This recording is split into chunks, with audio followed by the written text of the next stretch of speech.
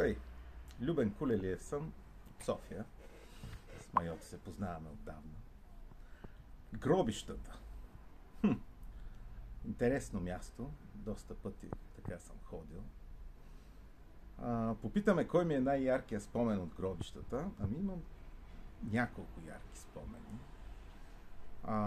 Един от най-детските ми спомени беше, че ми беше много досадно и се забавлявах да гледам на гробните камъни кой кога е починал и кой кога е умрял.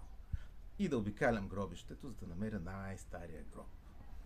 На едно място, даже в една църква, бях стигнал до 1700 някоя година и много така се зарадвах.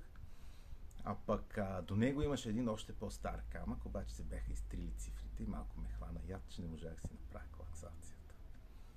Да, това е детски занимание.